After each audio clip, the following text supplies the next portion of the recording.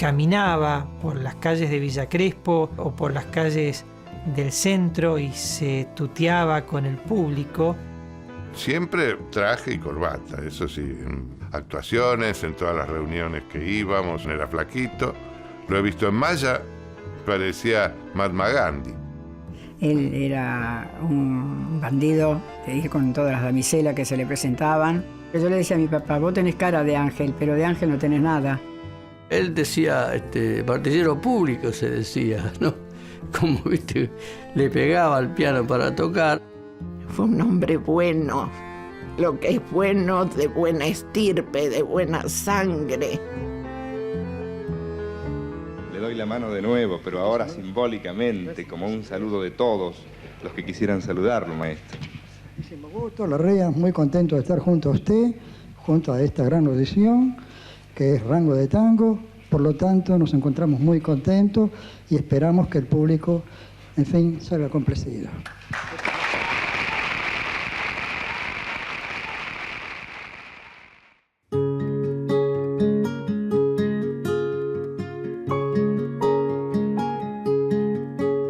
Mi abuelo Adolfo Pugliese fue el primero que se inició en la música, que era flautista. Tocaba flauta traversa, que empezó a trabajar en los Piringundines, tocó en el Palais de Glass, tocó en muchos lugares. Y de ahí después se casó con mi abuelita Aurelia y los 3 hijos. El mayor no se dedicó a eso, ¿no? El que sí fue mi tío Alberto Pugliese, que él sí tuvo una orquesta y es autor de muchos temas, y el que más talento tuvo fue mi papá. Le dijo al padre, dice, ¿y esto qué papá? Dice, ¿no ves que es un piano? Dice, violinistas sobran, así que te pones a estudiar el piano. Y empezó a apoyar sus dedos, sus manos en el teclado blanco y negro, y ahí empezaron los sonidos.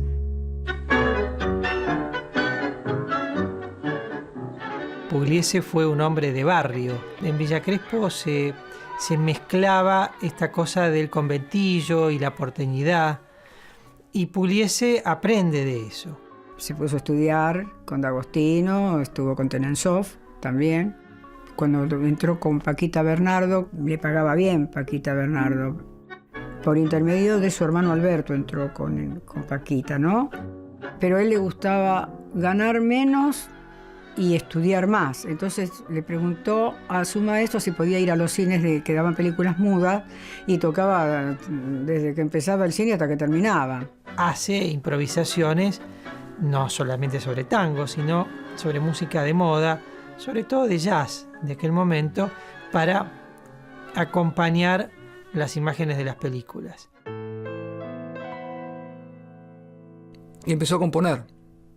De modo que Pugliese fue, además, un compositor precoz. Si tomamos en cuenta que nació en 1905 y que ya en el 24 él había compuesto el tango Recuerdo, que no es un tango de un principiante. Recuerdo es un tango de una madurez realmente sorprendente para un muchacho de 19 años. Pugliese recordaba que en un tranvía de los que tomaba él para ir y volver al barrio, compuso los primeros sonidos del tango Recuerdo, y que ahí apareció de pronto esa idea inicial y después la desarrolló, ¿no? Y los amigos, que siempre tenía 5 amigos que lo seguían a papá desde siempre, desde que se inició. Dice, eran 5 quinieleros que se tragaban los papelitos, siempre con buena gente. Y escucharon el tango Recuerdo y dice, ¿tocaste un tango nuevo? Sí, dice.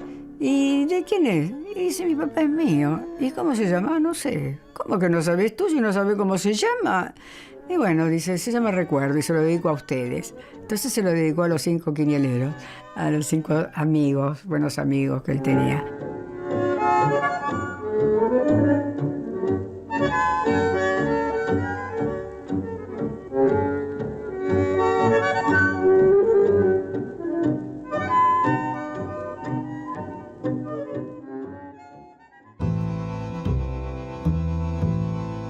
por esos años, estamos hablando de 1926-27, Julio De Caro, que estaba marcando la vanguardia del tango con su sexteto y con su hermano Francisco De Caro, que era pianista precisamente, graba el tango Recuerdo. Y eso es muy fundamental para entender la historia de Osvaldo Pugliese, porque Pugliese nace al tango escuchando el movimiento musical de los años 20, pero de alguna manera él toma la causa del tango con Julio De Caro. Y va a tocar con una serie de músicos que, como pasa con Aníbal Troilo, van a ser fundadores, en cierto modo, de su estilo. Pugliese toca con Roberto Firpo. Y después toca con Pedro Mafia en el año 29. Pugliese nunca tocó en la orquesta de De Caro o en el sexteto de De Caro porque el pianista era Francisco, pero Mafia, cuando forma su orquesta, la forma luego de ser bandoneonista de Julio De Caro. Con lo cual Pugliese, siendo pianista de Mafia, de alguna manera tiene esa continuidad de cariana en la orquesta de Mafia. Pugliese toca con Elvino Bardaro, que era el gran violinista, y forman el sexteto Bardaro-Pugliese, que va a ser sin duda un sexteto muy innovador para la época. Trabajando con Gobi, después forma el sexteto con Aníbal Troilo, Gobi, Siria Cortiz, todos juntos. Pero no llegan a grabar. Y no llegan a grabar porque para ese entonces una formación como la de Bardaro-Pugliese era demasiado evolucionada para las compañías grabadoras. Después del año 36, que sigue intentando tocar y conformar un repertorio y un estilo, en 1939 Pugliese decide formar su orquesta típica. Y se da hacia finales de la década del 30, entre 1938 y 1942 más o menos, se da un aluvión de grandes orquestas. Troilo debuta en el 37 con su orquesta. De Mare también, un año después. Ricardo Tanturi en el 38. Y la conformación de una orquesta llevaba también la posibilidad de un trabajo. En los cafés, en las radios, Radio El Mundo y otras, en los bailes y grabar discos. Y el primer cantor que tuvo en 1939 fue Amadeo Mandarino. Y me contaba que después de tocar en el Café Nacional con la orquesta, él cantaba algunos tangos, se subían a un cochecito chiquitito que tenía Mandarino, Pugliese y él, se iban manejando a los barrios a ofrecer la orquesta a los clubes de barrios para el fin de semana. Y así conseguían algún trabajito para poder asegurarse que la orquesta podía tener un poco de difusión.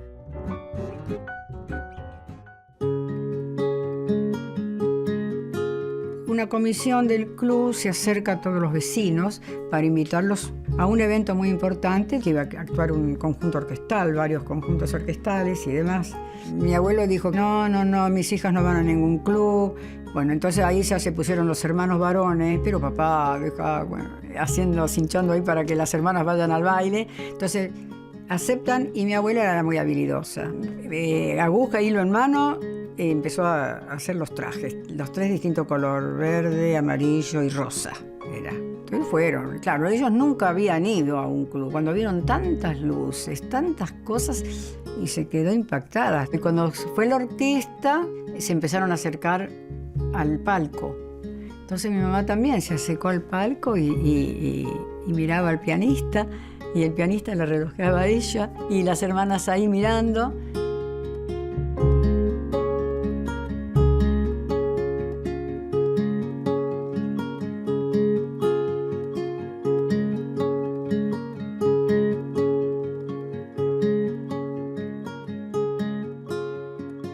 Y así después vine yo, que ya tenía mi nombre, el día de soltero. Antes de conocer a mamá siempre decía, yo voy a tener una nena, el día que me case le voy a poner Lucela. Y mi mamá dijo, y yo le pongo Delma. Y la madre de él dice, yo la voy a llamar Beba. 3 cachetazos me dieron de entrada, así, tan, listo.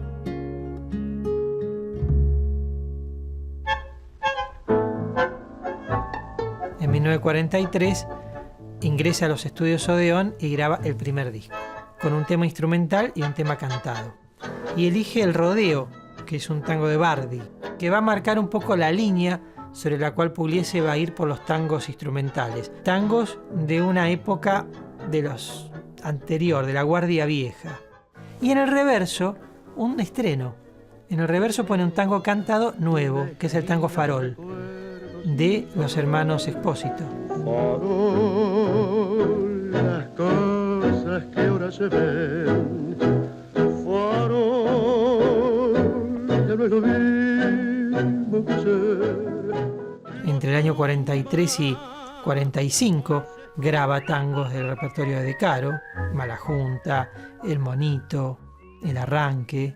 Y muchos de esos tangos son casi la idea del sexteto de De Caro transformados a una orquesta del 40.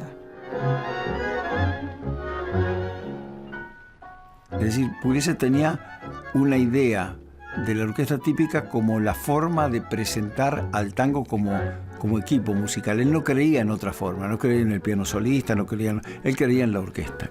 Y fundamentalmente Pugliese se destaca por haber creado una forma de expresión musical que va,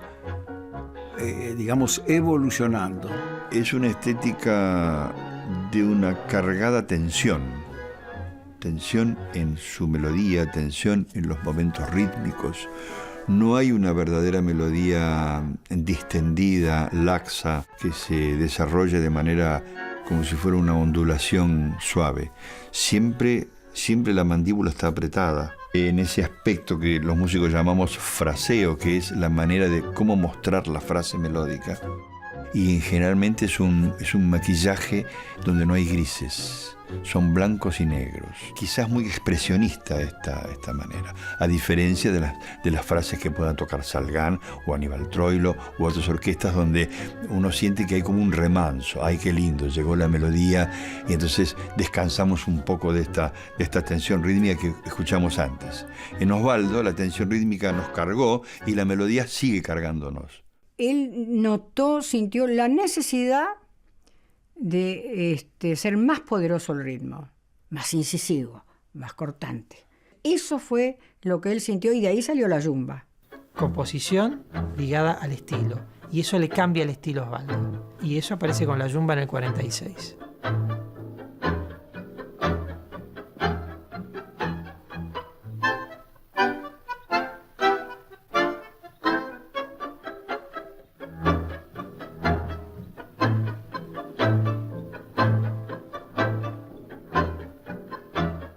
Después salió Negracha y después Malandraca, que fueron la bisagra de Piazzolla. Astor Piazzolla, que en ese tiempo tocaba con Troilo y tenía su orquesta allá, iba a escucharlo porque encontraba en esa obra algo distinto. Negracha forma parte de una serie de tangos, junto con la yumba y con Malandraca, que definen todo el estilo de la orquesta y donde se nota claramente la acentuación de Pugliese, ¿no? Que es siempre el primer y el tercer tiempo de cada compás son tiempos fuertes, ¿no? Esa dinámica es la que después va a influir en todo el tango contemporáneo. Si uno piensa, por ejemplo, en Negracha, para pa pa pa pa pa para pa paira, y uno piensa en lo que va a ser Piazzolla después, ¿no? Se da cuenta de que hay lazos ahí, ¿no? Hay lazos muy claros, ¿no?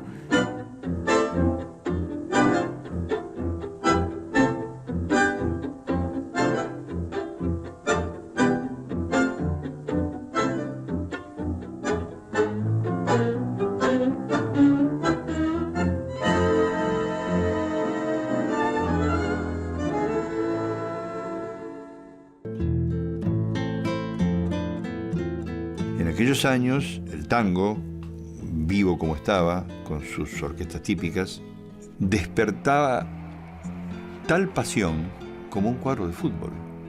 Subía Osvaldo al escenario y se escuchaba ese, la barra de Pugliese, de un lado, y otros, arena, cemento, Pugliese, un monumento. Al Colón, al Colón, al Colón. No todas las orquestas le gritaban al Colón. Pugliese sí. Las barras que seguían las orquestas, las hinchadas, eran fabulosas. Y la de Pugliese, de las más importantes. Había una barra que era la de la curita. Que eran unos tipos que se individualizaban, pues se pegaban una curita en la cara como si le hubieran dado un tajo, ¿no? Con un cuchillo, era mentira. Las Miss Pugliese se ponían como la corona de las reinas, el traje blanco, la banda acá con cada una un tema de mi papá, uno la yumba, otro las marionetas, y después acá notas y todos los tangos de los que tocaba la orquesta y de los compositores de la orquesta también. Por ejemplo, la barra de las morochas, que eran chicas negras, que a quienes Pugliese le dedicó el famoso tango Negracha. Él fue el representante con su orquesta del hombre del Gran Buenos Aires, del hombre de la orilla.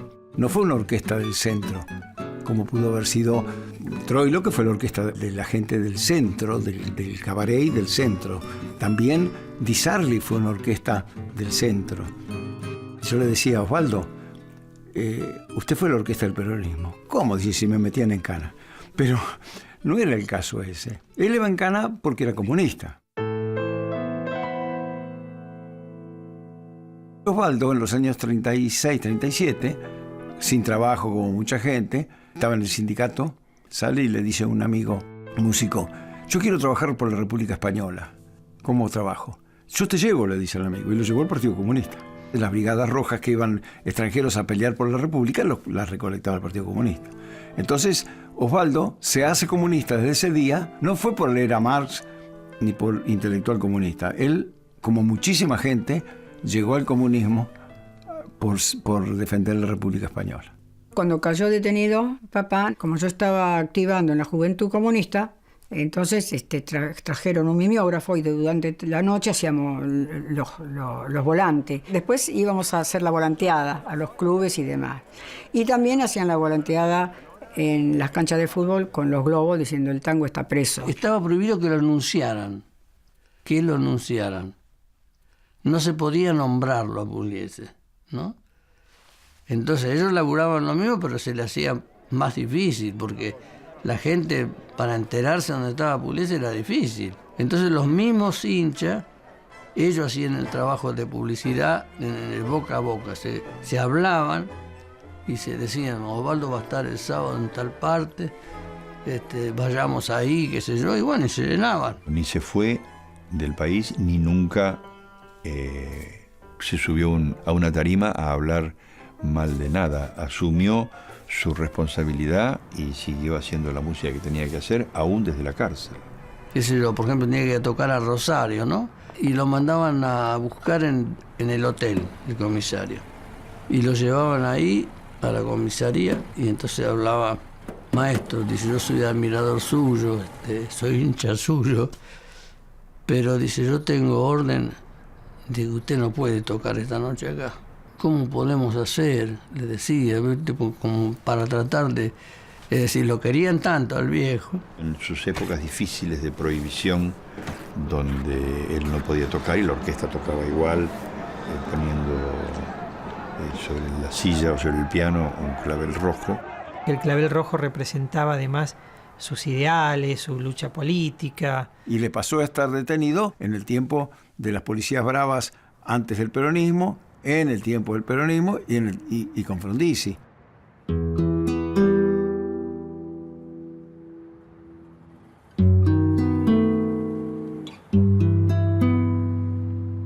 Toda la etapa de los 60 no es una etapa de demasiado trabajo para el tango ya, pero Pugliese sigue haciendo bailes, incorporando repertorio, cambiando inclusive cantores por aquellos años. Y mi mamá estaba internada mal. Tenía que ir a Nueva York por el 9 de julio, que fue cuando murió Louis Armstrong. Y no quería ir. Le digo, mira, la orquesta está allá, papá, me dije. ¿No? Y bueno, digo, quédate tranquilo. Y se iba llorando. Esperame, petiza, le decía. Bueno, el asunto que no lo pudo esperar mi mamá.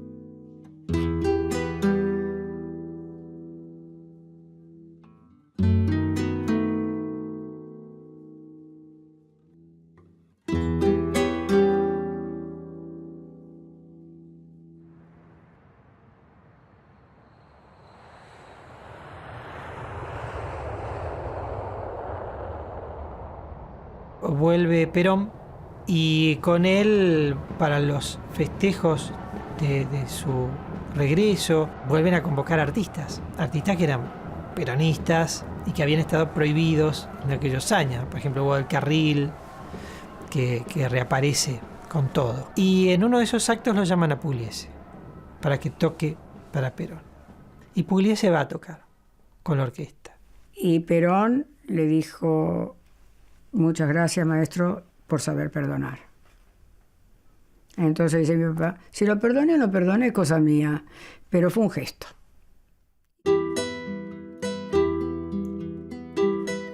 Osvaldo queda viudo y se casa posteriormente con Lidia, que es quien lo acompaña toda la última época, los años 70, 80, 90, hasta la muerte de Osvaldo.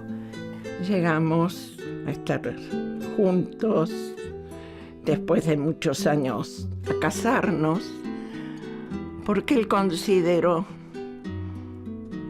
que yo tenía que quedar protegida. Hemos viajado por el mundo, él trabajando, yo acompañándolo.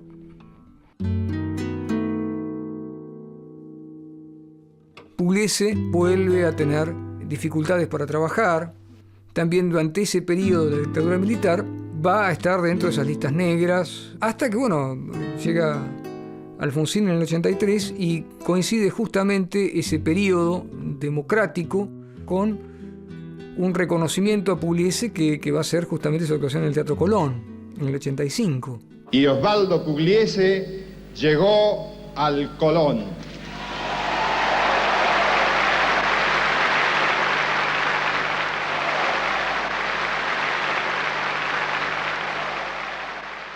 Y el Colón se lo dedicó a la madre, mi papá, porque fue la primera que realmente dijo el Colón. Fue una única función, inolvidable la noche de Pugliese en el Colón, porque seguramente el público era ese mismo público que le había gritado alguna vez al Colón en un baile.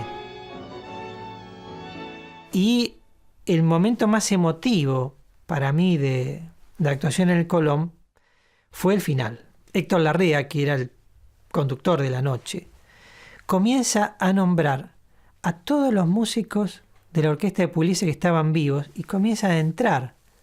Entra Osvaldo Ruggiero, Arturo Penón, Arturo estaba ya en la orquesta, entra Emilio Balcarce, violinista, entra Oscar Castañaro, y se sientan todos juntos y todos vuelven a tocar la yumba.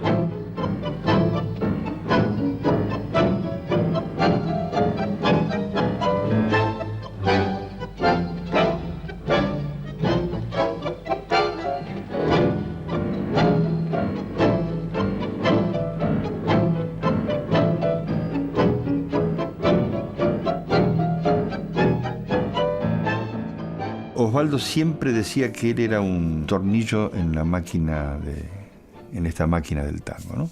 Un trabajador más.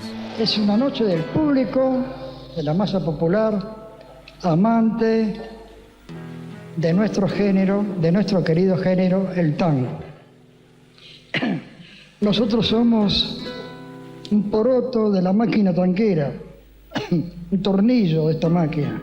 Nada más, que en determinado momento podemos ser útil y otros momentos no. Además, él tenía una llegada muy importante al público porque era un hombre sensible, muy humilde. Parecía que no se iba a ir nunca, que Pugliese iba a ser eterno.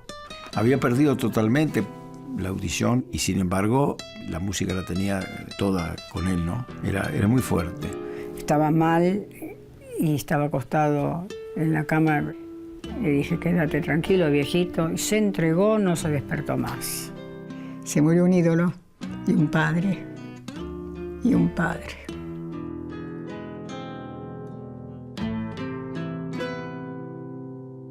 Me acuerdo que era un día que llovía, con lo cual era todavía todo más gris y más triste.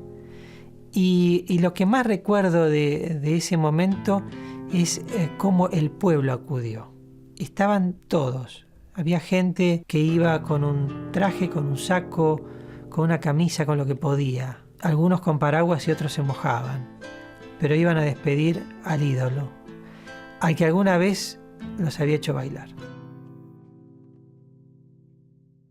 Cuando sacaron la estampita, papá todavía decían San Pugliese, papá ya sabía que le habían sacado una estampita y qué sé yo, pero cuando falleció, que ya repartían las estampitas y todo, al tiempo yo digo, no creas que yo voy a andar pidiéndote en la estampita que me ayude, de allá arriba te lo digo, de acá no te digo nada, no necesito ninguna estampita, vos tenés el derecho de ayudarme sin estampita, le digo, para eso te hicieron santo. Así que siempre le digo a mi muy viejo, ¿dónde está San Pugliese? Que baje, ninguna estampita conmigo. Y bueno, pero es lindo porque los demás es una satisfacción que ellos tienen y aparte creen en eso y tener fe en algo es importante.